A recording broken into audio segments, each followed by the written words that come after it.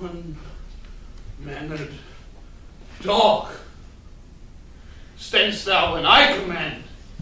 Advance thy halberd higher than my breast, or by St. Paul I'll strike thee to my foot and spurn thee beggar for thy boldness. What do you tremble?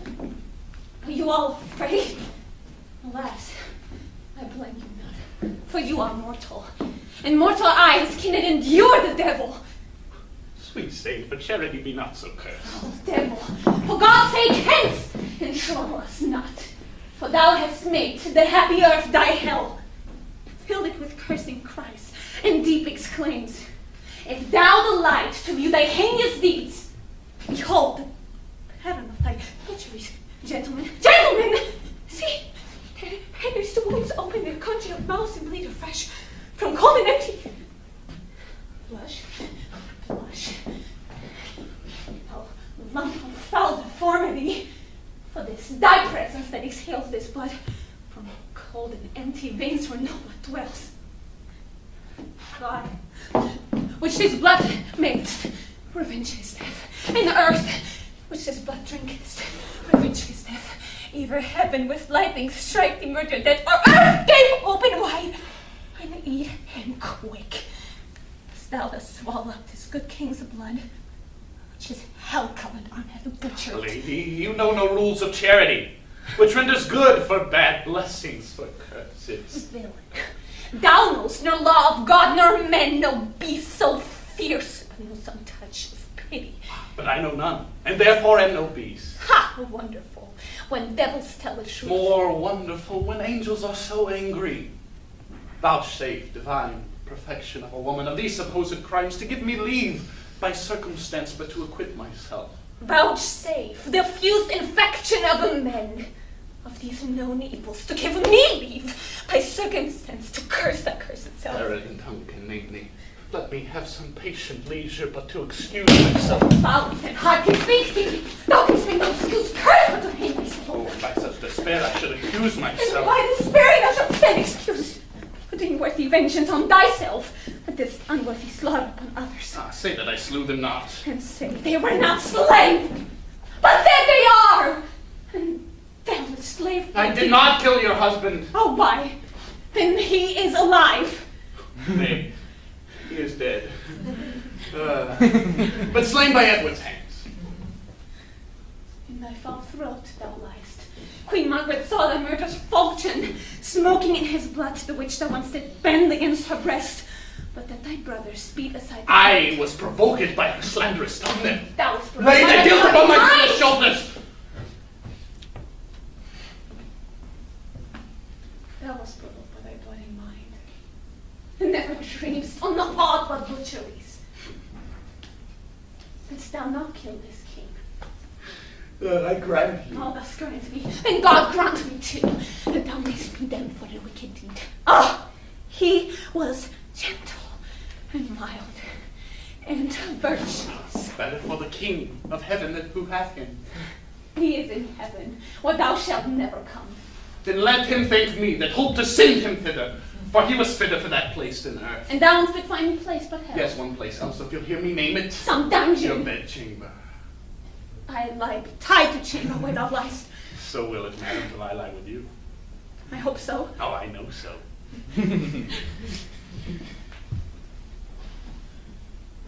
But, gentle Lady Anne, to leave this keen encounter of our wits and fall something into a slower method is not the causer of this timeless death of these Plantagenets, Henry and Edward, as blameful as the executioner. Thou wast the cause and was the cursed effect. Your beauty was the cause of that effect. Your beauty that did haunt me in my sleep to undertake the death of all the world, so I might live 1 hour in your sweet bosom. I thought that, I tell thee, homicide, these nails should rend that beauty from my cheeks. These eyes cannot endure ye beauty's wrack. You should not blemish it if I stood by. As all the world is cheered by the sun, so I by that. It is my day, my life. Like a man who shaped thy day, and the death thy life. Curse not thyself, fair creature, thou art both. I would I were to be revenged on thee. It is a quarrel most unnatural to be revenged on him that loveth thee. It is a crime just and reasonable to be revenged on him that killed my husband. He that bereft the lady of thy husband did it to help thee to a better husband. His better doth not breathe upon this earth. Him lives that loves thee better than he could. Name him. Plantagenet. Why that is he? The self-same name, but one of better nature. Where is he? Here. Why dost thou spit at me? Would it were mortal poison for thy sake. Never came poison from so sweet a place. Never have poison from any fouler toad.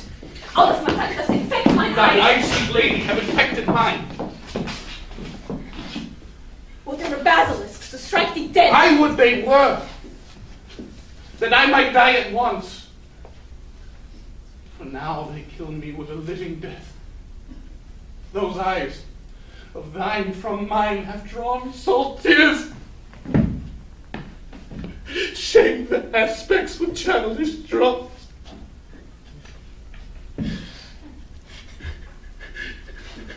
These eyes, which never shed remorseful tear,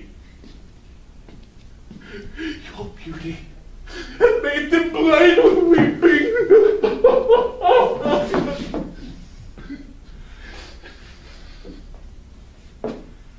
Teach not thy lips such scorn. For it was made for kissing, lady, not for such contempt. If thy revengeful heart cannot forgive, lo, here, I lend thee this sharp-pointed sword, that if thou please to hide in this true breast, and set forth the soul that adoreth thee, I lay it naked to thy deadly stroke, and humbly beg to death upon my knee. Nay, do not pause, for I did kill King Henry. 'Twas thy beauty that provoked me. Nay, now dispatch! 'Twas I that stabbed young Edward. But 'twas thy heavenly face that set me on. Take up the sword and take up me. Arise, dissembler. No, I wish thy death. I will not be thy executioner. Then bid me kill myself, and I will do it. I have already. It was in thy rage. Speak it again, and even with the word, this hand, that for thy love did kill thy love, shall for thy love kill a far truer love. To both their death shalt thou be accessory.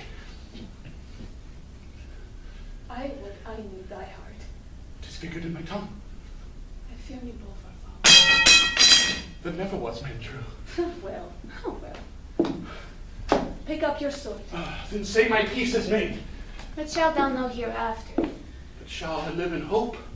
All man, I hope, live so.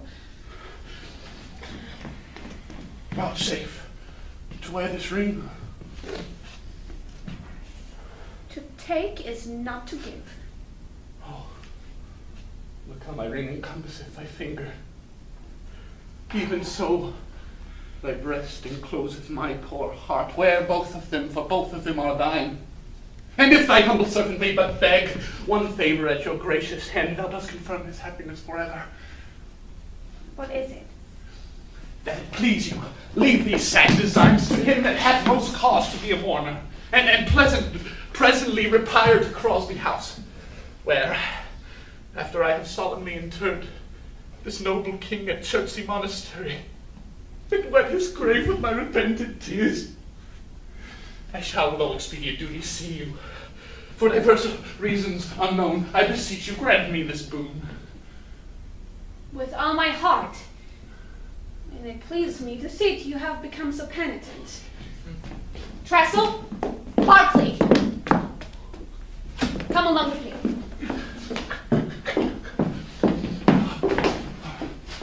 Bid me farewell. This more than you deserve. But since you teach me how to flatter you, imagine I've said farewell already.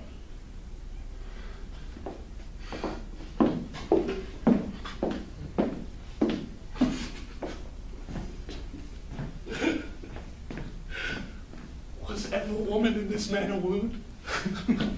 Was ever woman in this humor won? Oh, I'll have her, but I will not keep her long. What?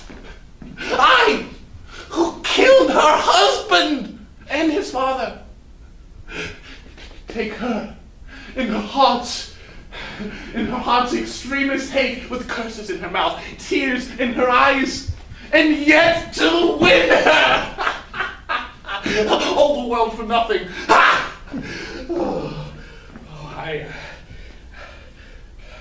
I do mistake my person all this while.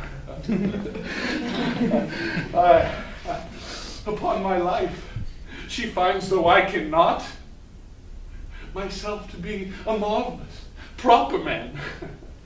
I shall entertain a suitor or two to study fashion, to adorn my body. Yes. First I must roll this old fellow in his grave, and then return to my love lamenting. Ho! Shine on, fair sun, until I buy a glass, that I might see my shadow as I pass.